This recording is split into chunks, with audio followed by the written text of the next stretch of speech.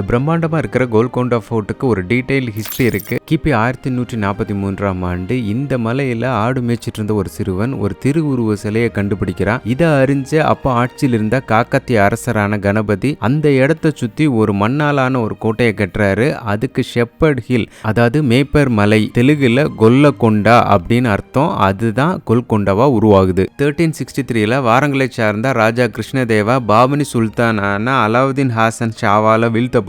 So அதுக்கப்புறம் 150 years Bahmani empires தான் இந்த கோல்கொண்டா அண்ட் டெக்கன் பிளாட்டியூவை வந்து ஆட்சி புரியுறாங்க. 1518ல குதுப்ஷாஹி டைனாசிட்டியோட ஃபவுண்டரான குதுப் உல் முக்னு அழைக்கப்படுற சுல்தான் குலி குதுப் ஷா தான் டேக் ஓவர் பண்றாரு. குதுப்ஷாஹி டைனாசிட்டியோட 4th ரூலரான இப்ராஹிம் குலி குதுப் ஷா தான் வந்து மண்ணால் இருக்கிற ஃபோர்ட்டை கல்லால் செஞ்ச ஃபோர்ட்டா மாத்துறாரு. நம்ம இன்னைக்கு பார்க்குற இந்த கோல்கொண்டா ஃபோர்ட் உருவாகிறதுக்கு மெயின் காரணகர்த்தாவே இந்த குதுப்ஷாஹி டைனாசிட்டி தான்.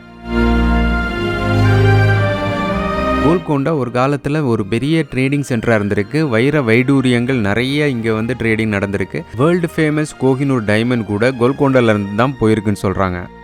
கோல்கொண்டா ஃபோர்ட் எந்த அளவுக்கு ஸ்ட்ராங்காக இருந்துச்சு அப்படின்னா, முகல் எம்பரரான அவுரங்கசீப் கோல்கொண்டாவை படையெடுத்து வரும்போது 8 மாத காலம் இந்த ஃபோர்ட்டை தாண்ட முடியாமல் வெயிட் பண்ணிட்டு இருக்காரு. ஒரு கட்டத்தில் எனிமீஸ் எல்லாருக்குமே சாப்பாடு இல்லாமல் இருக்கும்போது குதுப்ஷாஹி டைனாசிட்டியோட அரசரான அப்துல் ஹசன் என்னோட மக்களுக்கு எந்த தொந்தரவும் வரக்கூடாது அப்படின்னு அவர் ஒரு உடன்படிக்கையின் பேரில் அந்த எனிமீஸுக்கு சாப்பாடு கொடுக்குறாரு. ஆனால் அவரோட ஜெனரலே பதவிக்கு ஆசைப்பட்டு ஃபோர்ட்டோட ஒரு கேட்டை ஓப்பன் பண்ணி விட்டுறாரு. அவுரங்கசீப் கம்ப்ளீட்டாக டிஸ்ட்ராய் பண்ணிடுறாரு. இந்த ஃபோர்ட்டோட கட்டமைப்பு ரொம்ப ஆச்சரியமா இருக்கும். நம்ம இந்த பாலஹிசார் கேட் என்ட்ரன்ஸ் கேட்ல இருந்து நம்ம கை தட்டணும் அப்படின்னா 1.5 கிலோமீட்டருக்கு தாண்டி கூட அதோட சவுண்டு கேட்கும் அப்படின்னு சொல்றாங்க. ரெண்டாவது, நம்ம கிரவுண்ட் ஃப்ளோர்ல ஒரு வாலை ஒட்டி நின்று ஒரு சின்னதா ஒரு ரகசியம் சொன்னா கூட ஃபர்ஸ்ட் ஃப்ளோர்ல ரொம்ப லவுடா கேட்கும் அப்படின்ற கூட சொல்லி காமிச்சாங்க. ஸோ நாங்க ஒரு கைடு எடுத்துட்டு தான் போயிருந்தோம். உள்ள போறீங்க அப்படின்னா 3 to 4 hours ஆகும். ஒரு கைடு எடுத்துக்கோங்க, கண்டிப்பா உங்களுக்கு யூஸ்ஃபுல்லா இருக்கும்.